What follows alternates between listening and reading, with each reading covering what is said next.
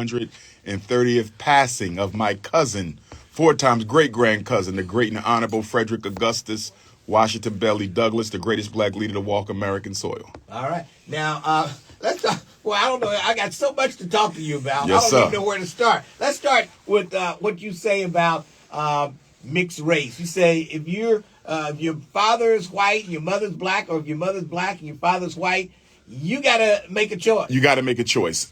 Through our history in America, 406 years under British North American control, if you had a non-black parent on the plantation, you were still black.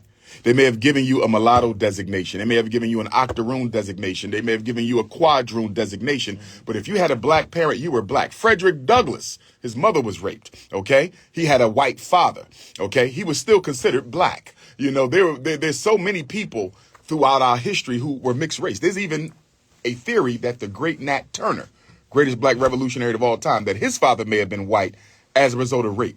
Are we going to cast Nat Turner out? Of course not. But when you are mixed race, you're now given that option to decide whether you want to be black or not. Are you black or are you mixed race? Now, let me clarify, though. Okay. We know you're mixed race biologically. So nobody's asking you to disown your white mother or your white father. Biologically, you're mixed race. We're talking political identity. You can't be both politically, right? I can't be an Eagle and a Baltimore Raven. Are you with me? You got to choose a side. So we're saying that if you're mixed race, you must choose. Are you black full time or are you not? Because we need to know who's on our side. Okay. And what do you think, especially, let's go start with the athletes. Are they choosing to be black or in the middle? What I think a lot of the athletes are doing, and we're talking about black athletes here, athletes who identify as black, they're not happy with who they are as black men. So they're marrying outside of the race. They're procreating with non-black women intentionally to weaken their melanin. They don't want their children to look like them. Serena Williams didn't want her children to look like her. You know, Joel Embiid doesn't want his children to look like him. The self-hate and the disdain and the shame that we carry has led to a situation that when you have enough money to marry outside the race, many of us do just that so we can water down the DNA. Now, what about somebody like Halle Berry, who looks beautiful? She should want her kids to look like her, so she said they wouldn't look like her if she married a black man, you think, or what? Well, that was ridiculous. But Halle Berry, you know, she got a lot of mental things going on. But I feel for my sister, though, because what we have to realize, and this is another reason why we have to stop the interracial dating in the black community, as a psychologist, I've worked with tons of mixed race children through my 25 years, right? And a lot of them, they suffer because they never feel quite black enough. And they definitely will not be accepted by white folks. I remember dating a mixed race sister in the Garvey movement back home in Philadelphia. This is over 10 years ago. And I remember one day she told me about how she was treated by her white relatives, how they would buy gifts for Christmas for the white grandkids and not for the black ones, how they call her the N-word, talked about her nappy hair. And I've heard this from several mixed race Africans. They really catch hell. And that's a big reason why I go out of my way to let them know that if you identify full time, I accept you and treat you no differently than any other black person. But we have to recognize at the heart of this interracial dating scam is a agenda to strip the black community of its wealth by sending these Snowbunnies in after our richest black men. And when a relationship doesn't work out, they leave with the bag. Look at Tiger Woods' ex-wife. She beat him for $1 billion. She was a housemaid, you know. She's a billionaire now. Right. We can't afford to be losing that type of wealth. Interracial marriage at the end of the day is economic betrayal. Boy. Now, you say religion... people put religion, black people put religion before race. And we're the only people who do that. Before community. Before community. We're the only people who do that. Okay, Arabs might be Muslim, but guess what? You're not, African-American Muslim does not matter more to them than their Arab community. You follow me? Yeah. Latino might be Christian, but an African-American Christian will not matter to them more than their Latino community. We are the only people who judge you by your religion before race, because one of the things that slavery effectively did to us psychologically is it took our culture and gave us religion. And we have been identifying with religion over culture since that time. We have to go back to being, as the Honorable Marcus Garvey said, race first. You don't have to hate nobody. but put the needs of your people first. Even Jesus, according to the Bible, was only sent to the house of Israel. Jesus wasn't sent to serve nobody else.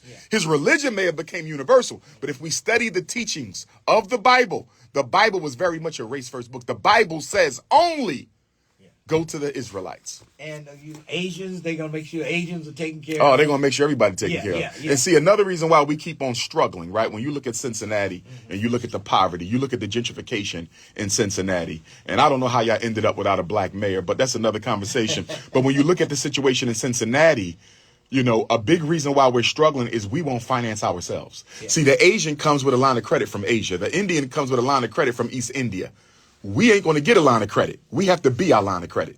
And as a $2 trillion people, we should be able to finance ourselves. Where's the black hospital in Cincinnati? Where's the black bank in Cincinnati? Where's the independent black schools in Cincinnati? And you do have a couple, right? Where's the independent black manufacturing and distribution sector? We have enough money in Cincinnati to do for ourselves, but we have been conditioned through slavery to depend on the government for what we need and use our money for what we want. And we had a black bank, a couple of them, but they didn't make it. Wow, well, we need to build them back up.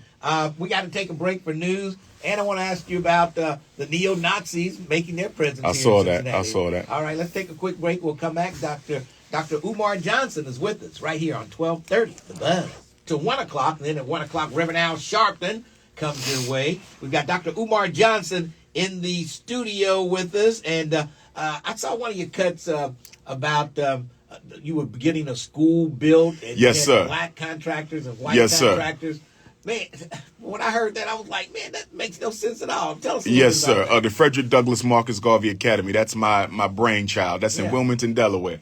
We didn't build it from the ground. We actually purchased a pre-existing charter school that lost its charter. It was a black charter in a black neighborhood. Wilmington, Delaware is about 70% black. Small city, about 30 minutes from Philadelphia. In renovating the school, we wanted to keep the money in the community because my donors gave us the money to make this happen. Okay. And using the black contractors, most of them ripped us off. They took money, didn't finish the jobs. The one who did finish the job, they didn't do it well. There hasn't been a single black contractor to date that has done what they were supposed to do for us. And so we had to turn to Caucasians to finish the work. And of course, the Caucasians overcharged us, but at least they finished the work. The black contractors overcharged us and didn't even finish. And I don't want to give a bad name to black contractors because I know there's good ones out there. There's good ones. This a lot. Yeah, it's common. It's very common, you know, and it's a shame. Because when I look at the fact that we need to build Black Wall Street, because as I said earlier, there's no city in Black America where we own our own bank, supermarket, hospital in the same place. You follow what I'm saying? There's no Black Wall Street in America today, although we love to rave about Black Wall Street. And I see one of the reasons why. Because the people you need to rely on to actually get the stuff built, they don't have the professionalism and the integrity to actually do what they're being asked to do. We care too much about money and not enough about each other. Yeah. Man, I know that had to be hard for you to do. It was hard. It was hard. Because, you know, with the Caucasians, they know who I am and they don't like me. Right. But they still do the job. And I got to put up with racism on the job, but it does get done. You know what I mean? And it's just a shame you can't depend on your own people. Now, we still have another school we got to do. The Frederick Douglass High School, which is right across the street. We have 2 schools. They look at each other. 4 buildings in total. And when it's time to renovate the high school, I'm going to try some more black contractors out because I don't want to quit on my people. But it's tough with our people, man, because and then we say black people don't support us. Customer service in black businesses has to be the worst for black people. You follow me? We do not treat black people well in our businesses. I don't care if you're going to a black restaurant, if you're going to a black dollar store, black business owners feel like they're doing their black customers a favor. And if you want more of the black dollar, stop treating your customers like they're unwanted and start treating them like they're wanted. Hey, I tell you, and boy, I hear this stuff all the time. Yeah, it's sad. We got to do better with customer service. Yeah. We nasty, attitudes, you know, we got to do better with customer service. All right. I very much believe in prayer. Not a day goes by when I engage in it. As African people, our spiritual constitution requires that we pray. But I think that sometimes we over-depend on God and not enough for ourselves. In my opinion, the science of prayer dictates that you pray for what you can't do yourself. I see black people praying for things that we can do ourselves. And that's why we don't get any help from God, because it's not God's problem, it's yours. For example, we're praying for better schools. Why is the $2 trillion people praying for better schools? You can build them.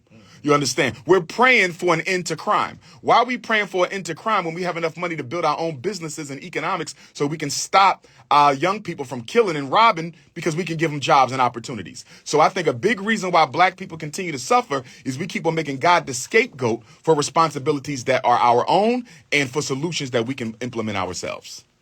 All right, let's move along. I want to talk Elon Musk and I hate South him. Africa. Complete hypocrite. Yeah. He's talking about the free world. Elon Musk is running around. Elon Muskrat is talking about the free world. And here you are, the recipient of monies of your father that he made through apartheid in mines in South Africa. And then right now you have black children in the Democratic Republic of the Congo who are child slaves being forced to work to mine minerals for Tesla automobiles. How big of a hypocrite can you be? And Elon Musk and Donald Trump are running around trying to intimidate our South African brothers and sisters for forcibly taking back land that was stolen from them by the British and the Dutch, and they're confiscating the land. And Donald Trump is trying to issue some kind of sanctions against South Africa if it doesn't stop. But you're not issuing any sanctions against Tesla Motors or Bill Gates for depending on minerals that are mined by black children, child slaves in the Democratic Republic of the Congo, which happens to be the worst humanitarian crisis in the world, not Gaza. Congo. Don't talk to me about another people's humanitarian crisis. Talk to me about Congo. Talk to me about Haiti. Talk to me about Somalia. Talk to me about Ethiopia. I want what's best for the Arabic peoples in Gaza, but I don't cry tears for nobody until I cry for myself. There you go. There you go. Yeah, he's holding back money to South Africa because they're taking back land that belongs to them. That's because in white power consciousness, they have statute of limitations on their crimes. This is why white people will tell us, don't bring up slavery. Slavery was long ago. It's okay for the European Jews to keep talking about the Holocaust, but it's not okay for you to talk about slavery no more, because they have imposed statute of limitations on their crimes. But when people do something to them, they never impose statute of limitations on what people owe them. But when it comes to other people, after a certain amount of time, you're supposed to forget we did this to you. Unbelievable. Unbelievable. And it continues too. Now he's starting to hurt the black folks in America. You know. Oh, yes, sir. For Medicare, Medicaid. Yes, sir. But Baba, we got to be honest about something. Yeah. We keep allowing ourselves to be used as a political football by this Republican Democratic Party establishment. Because when it comes to black people, there's only one party, and that's the white party. Neither party cares about us. Kamala Harris had nothing on the table that was going to work. Donald Trump had nothing on the table that was going. Oh, not at all. Not at all. Not at all. I want why? Because she had nothing on the table. We have 5 major problems in black America: miseducation, mass incarceration, gentrification and homelessness, police genocide, access to wealth. What plan did she have for any of those? What plan did Donald Trump have for any of those? If you don't attack that 5-headed dragon, then you're not dealing with black people's issues. Some people said the reason why you didn't vote for her because she was married to a white guy. Is that true? Well, I didn't vote for her because she didn't have a program for blacks. Okay. Now, her marrying to a white guy is her business, because Kamala Harris is not a black woman. She's a South Indian. Yeah. Okay. Now, speaking of marriage, the rumor is that you had 2 wives. No. I'm going to have 2 wives, but I don't have 2 wives. I've never been married. Okay. What they're talking about, Baba, is in 2021 and 2022, at the FDMG Academy in Wilmington, we had a street festival, FDMG Family Festival outside. Okay. There's a fashion show to end the festival. Okay. To end the fashion show, there's a wedding scene in the fashion show. Okay. I wore the tuxedo, and I got married to 2 women, figuratively, in the fashion show. There was no real wedding. But you do plan on having 2 wives. Yes. Okay. But here's what upset me about that. Black Enterprise and BET and all these major black media outlets, don't you know they did stories on me marrying 2 women as if I really married 2 women. Right. But they never did a story on me saving children from the school to prison pipeline. They never did a story on me crushing the ADHD agenda. They don't talk about when I do good. They only want to talk about nonsense like fake marriages at a fashion show. It makes for good the black media got to do better. DrUmarJohnson married 2 women, but you do say you will marry 2 I'm going to have 2 queens. Why is that? Why? Because my responsibility to African people globally dictates that there be enough hands on deck to get the work done. Okay. It ain't about romance. It's about revolution. Yeah. I am consciousness over the cookies, politics over the punani, revolution over romance, and institutions before intimacy. Oh, boy. Get the work done. The cookies will be there when you're done. There you go. All right. That's my man. Let's go to Joan. Joan, how are you? I'm good. The question to your guest, when you mentioned about being ripped off on your project, did you hire a GC? For our small school, we didn't need one because we just needed systems that had to be repaired. But I did have GCs on deck. So, yes, I did have people who helped, who were GCs, who helped me find the contractors and so forth. And they, too, took issue with the way in which the situation was being handled. So to answer your question, yes. Okay, so when you paid these individuals, did they do the work? You know, when you hire someone, you don't pay them up front. I mean, you make you have to get you got to give them a deposit so they can get materials and things like that. Yeah. And when you're dealing with corporate, I do jobs, I don't always get, money for material, whatever. Are you talking commercial work? Both. Okay. So what I'm saying is this, and it depends on the contractor, all right? But you don't just put that money up front. You may give them a deposit, but they need to move that job along before you pay them. I agree with you. We're talking about deposits. And with commercial renovations, those deposits were kind of sizable. Even if you're talking 20%, you're talking tens of thousands of dollars for some of the stuff we had to get done. Bottom line is they didn't do the job that they were paid to. The good news is we didn't have to pay it all. So to your point, we didn't have to pay it all. But nonetheless, we don't like wasting any of the people's money. And it just would have been. Were you able to get your money back from them? Not all of it, no, ma'am. Okay. So but you were able to get some of it. Were you able to sue to get your money back? I don't want to go too much into detail. I think we're getting too technical here.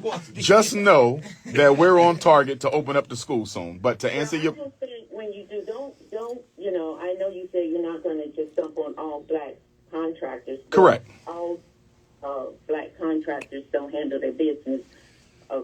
There's some good ones out there. The problem with us, Queen, the problem with us is Delaware is the second smallest state in the country. And in Wilmington, Delaware, you have to be licensed in the state of Delaware and the city in order to do work. So although we have the perfect situation, it might be in the most imperfect location, if that makes sense to you. Well, it does. But, you still got to cover your back, and you got to make sure who you're hiring is going to do that work.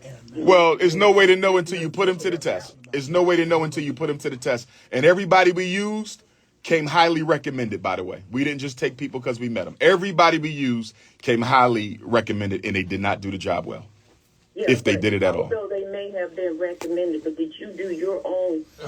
I'm going to be done on that point, my sister. I think I dealt with that enough. Joan, I gotta go. They got paid, they didn't do the work, and so we had to move on. She just goes into the... I love you, my queen. Black queens forever, Snowbunnies never. All right. I want to thank Sister V and Linda Matthews for setting up this interview and the Grove community. Tell us a little bit about tonight. So I'll let Aaron touch on the discussion about tonight, the panel discussion. Yeah, so Grove Community, we're a community mental health center based in Chicago, but serving families in Cincinnati. And really just talking about black family. Like, how do we address the issues in our community? And we know at the core of it, we have to address the challenges in the family. We think back to 1965, 25% of our black families were in a single-parent household. We talk about today is 65%. So it's a crazy increase when we talk about the dynamics within the black family of what we need to do to figure out how to help our families heal. We have moms who are single parents of sons, and they stress, they're overwhelmed, they're dealing with their own trauma. So if we could come up with a solution around the challenges of trauma, the challenges of what's going on in the households, I feel like we can address a lot of the key things that we're dealing with. When we talk about economics, right, if we get the family to be strong, that's how we address economics. So DR.UMAR going to bless us this evening and really give us some nuggets to think about, how do we strengthen the family? How do we think about the solutions to strengthen the family? But I want to pose a quick question or go back to something. So Grow Community, we're a black-owned company, over 100 employees, African-American, 95%, right? And so, Dr. Umar, my question to you is, you made a good point. Like, when we talk about the challenges around black businesses, whether that's the quality, the customer service, psychologically, what needs to be done to shift the thought process of our black entrepreneurs? How do we challenge them, make them think differently? What are the solutions to address this? Because we'll never get out this challenge we in if we don't address black economics, right? Black entrepreneurs are operating at a high level where, oftentimes though, people like, I'd rather go to the white, I'd rather go to Hispanic because of everything we just said. But psychologically, what do we need to do to change the mindset of our entrepreneurs? That's a great question, Brother Aaron. And it's ironic because when we talk about the last election, the concept of identity politics was discussed a lot. A lot of people felt that black people were expected to vote for Kamala just because they thought she was black, right? We need to start practicing identity politics when it comes to how we spend our money. We will practice identity politics at the voting booth, but we won't practice identity politics at the shopping mall. Yeah. If there's anywhere identity politics needs to be used, it's when it comes to our economics. Practice identity politics with your bank, with your grocer, with your hairdresser, with your barber, with who you get your shoes from, your clothes, your basic needs. Yeah. We don't do that. And I think in order to change that is you have to restructure the priorities in the black community, and you have to restructure the priority of identity in the black community. Most of us identify as Muslims and Christians. We don't identify as black people. So we don't feel guilty when we spend our money with a non-black person because on the surface, I'm a Christian. And as a good Christian, I can buy from any Christian. I'm a Muslim. And as a good Muslim, I could buy from any Muslim. Now, he might be an Arab that does nothing for my community, but he's a Muslim. You see that? And that's why we got to stop putting religion over race. And in order for us to go back to a cultural imperative that dictates the way we act and shop, we're going to have to start raising our kids with a black consciousness. We raise our kids with a religious consciousness. We don't raise our children with a black consciousness. So until we get the black consciousness, nothing is going to change. Yeah. Now, why do you think we're seeing so many 12, 13, 14-year-old kids out there shooting with guns? Why is that happening all of a sudden? Because psychologically, problems only get worse if they are unaddressed. Black America has this thing that if we just ignore it, if we just forget about it, it's going to get better. No, it gets worse. Before the shooters was in their 30s. Then the shooters came in their 20s. Then the shooters was 17 and 18. Now the shooters are 12 and 13. You know why? Because they're desperate. And we've gotten to a point now where these children are the grandchildren of those who were the victims of the crack era. These are the grand and great-grandchildren of the crack era situation. Yeah. So these are children who never known love.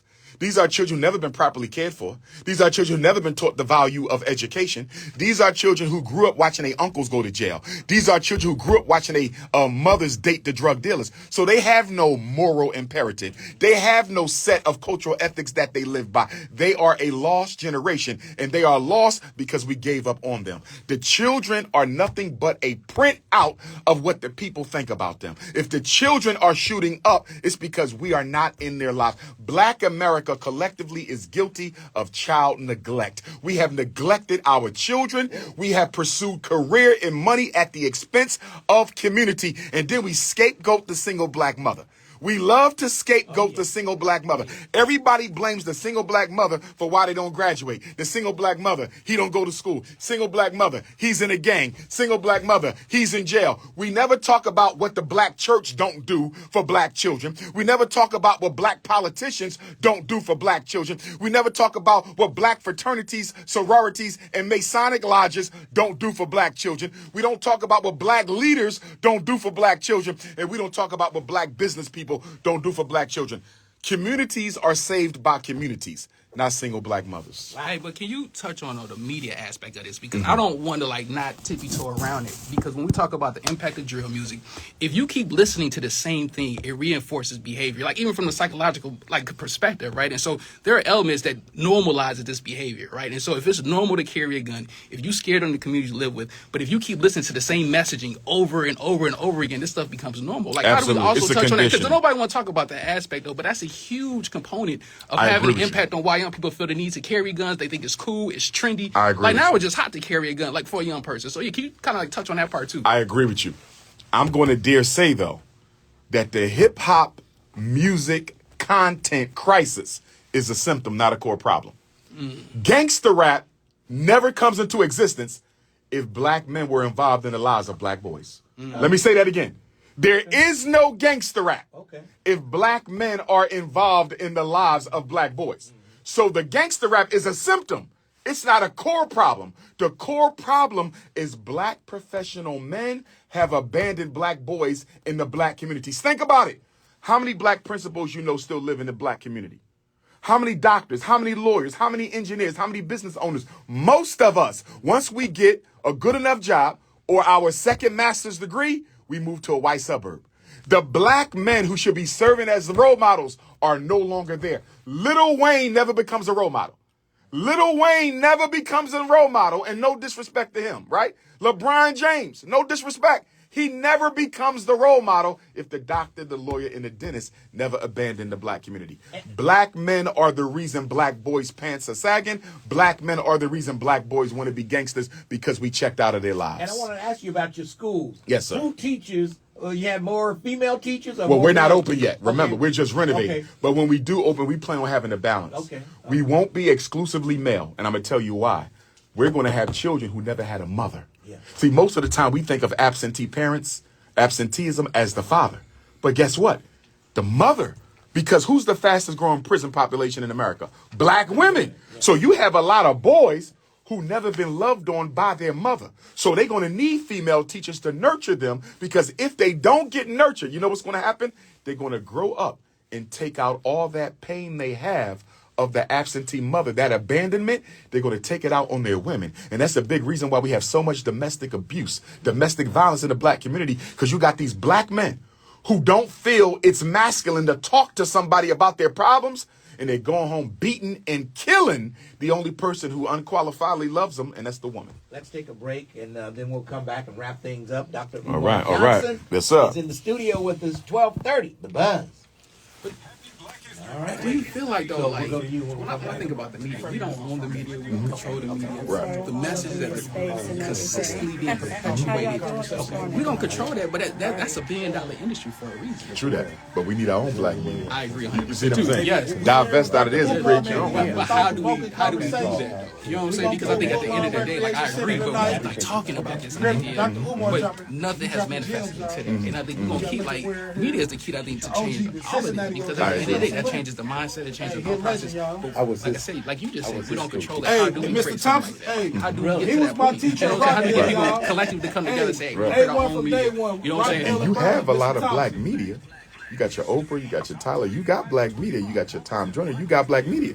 But their content It's not what isn't we culturally need to change our affirmative. Yes, mindset. yes. It's not. That's not what's needed to get us to another level. And that's due to the advertisers and stuff. You know, they got the content, like you said. Right, but they should not be dependent on white advertisers with the type of money we got. So then, how do we? insane. But then, how do But we they position have to. black businesses to then say, "Hey, we're gonna only advertise here," so that now our media is now funding these businesses, getting them out here. So it's You're it's going a to have circle. to build. It's a system. I got you. You're going to have to build grassroots black banks so everybody's capital is in that bank, so we don't have to depend on nobody else for advertising. We get it straight from our people. Long story short, and of course you already know this, until black people unite their dollar, we don't get black power. There's no way around it. Until you put all black money in that same holding institution so we can all access it for what we need, we don't win. Yeah. Everybody else got their own funding. Everybody else got their own funding. The Chinese got their own banks. The Arabs got their own. Everybody but us. Until we divest from the white power structure and build our own, we can't win. And even with them, with the advertisers, they only have a little small portion of money they're going to get of the black media. Yes. That's why McDonald's being sued for $10 billion Look, I'll give you an now. example. I go in a Breakfast Club, right? I have some of the highest views in Breakfast Club, right? And I'm not an entertainer. But the Breakfast Club only bring me on once a year. You know why? Why? Because I'm good for views. I'm horrible for their advertising. Yeah. They white, you feel me? They white spot don't want Right. Yeah. they commercial played on DR.UMAR Snowbunny message. You feel me? Right. So for the views, yes. Right. But our advertisers, Yeah. and that's the problem. Yeah.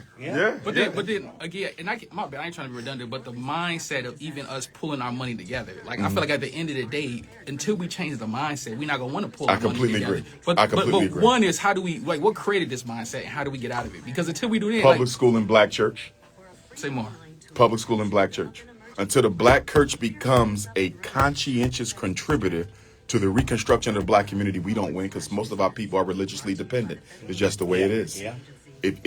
As long as the church is the center of black life, if it doesn't care about the black community, we won't move. And as long as our children are being taught by white women, take Cincinnati. 70% of y'all teachers are white, but 60% of the students are black. Right. How in the hell are you going to reconstruct the thinking of black children when the same people who put them in the ghetto responsible for getting them out? Yeah. You don't win with white teachers. You don't win. But nobody wants to have that conversation because we're supposed to live in a post-colorist society. Bull crap. Most white kids will never have a black teacher. No. Most black kids will never have a black one either. Yeah. That's true. It's on us to build institutions. Black people don't want no responsibility for solving their own problems. We want none. We want to give it to government. We want to give it to God. Yeah. And it ain't easy to build no institutions. I look at the hell we going through without school. But it's the only way to do it. We need our own infrastructure. You saw it with COVID. Look how we suffered under COVID. We didn't have nothing. We had no food, no water, no. You got to get the churches, or you have to give black people something that is so attractive that they don't need to go to church no more.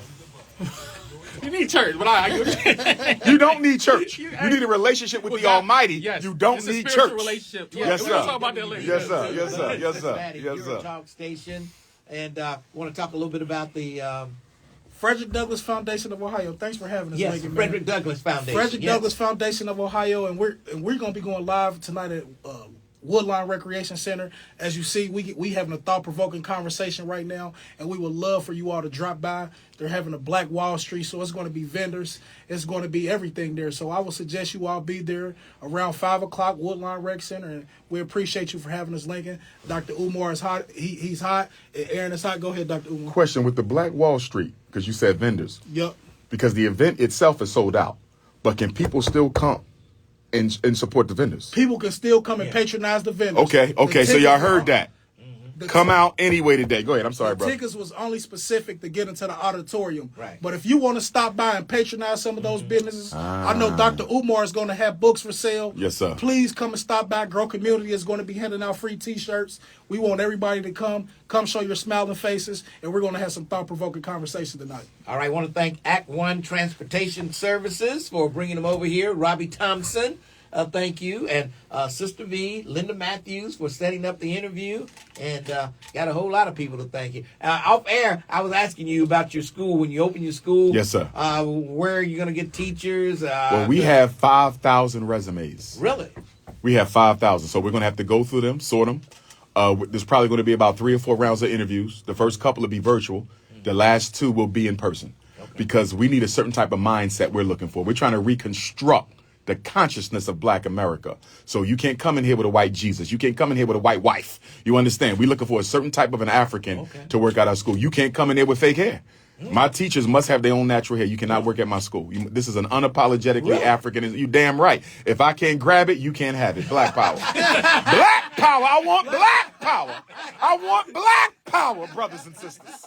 From the cradle to the grave. I said Huey Newton. I said Marcus Garvey. I said Medgar Evers. I said Dr. King. I said Nat Turner. I said John Jacques Dessalines. I want black power. If you can't grab it. If I can't grab it, you can't have it. Happy to be nappy. All natural. All right. All Let's natural. see. You I got heard. time for one more call before I have to let you guys go. Lindsay. Lindsay is an old OG, been to jail, and he's lived through it all. Lindsay. Hey, Dr. Umar, I got one question to ask you, good brother. Yes, sir. How do you feel about Black exploitation today through the media? What do you think that is killing our community? And that is my question. Be more specific. When you say Black exploitation to the media, through the media, give me an example. That's a broad. Like glorifying the negativity, that negative behavior, such as us. It's cool to kill a black man on TV. You don't see Jews killing Jews. I'm a product of Raymond St. Jacques and Roger Mosley's in the 60s and the early 70s when I went to Muskrat Institute to be an actor. They taught us about role playing. Hollywood only gives dark-skinned people negative roles, light-skinned black servant roles. We never had positive roles. So today, they glorify that behavior by letting the little drill rappers get millions of dollars exploited on a nonsense of media such as YouTube and TikTok and all this killing going on in our youth. And I say today, all our youth in the low-income neighborhoods just want to grow up to kill each other. So it's promoted through the media. I follow. I just want to know how you feel about that. I follow you. There's an issue with me. All right. And I agree with you, Baba. But again, I think that's a symptom, not a core problem. Because if we had control over our children, if we raised them and if we taught them right, if we made them responsible, they never go to the white music company and get a contract to make self-destructive music in the first place. So I think that goes back to the community, not properly raising our children, not giving them a cultural ethic to live by, and giving them the freedom to go outside the community and betray it. No other group of youth is allowed to go outside their community and betray it. You don't see that in Chinese, Arabs. Only black children are allowed to go outside their community and betray it. We got to understand something about us, and we don't want to admit it.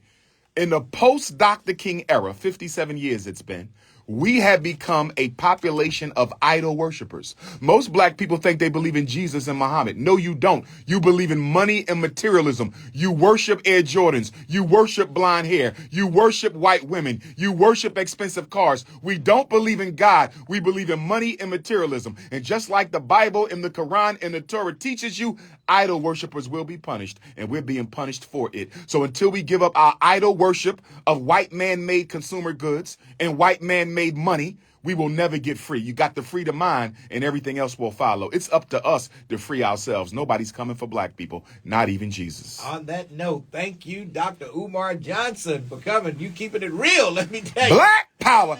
Tonight, Woodlawn Recreation Center, we got the Black Vendor Market in the name of the Honorable Frederick Douglass. It's free and open to the public. Come on out, support the black vendors, because there could be no black power without the black dollar. But please, please, please, in the name of Black History Month, leave your snow bunnies at home. Oh boy, let's take a break. 12:30. Black power.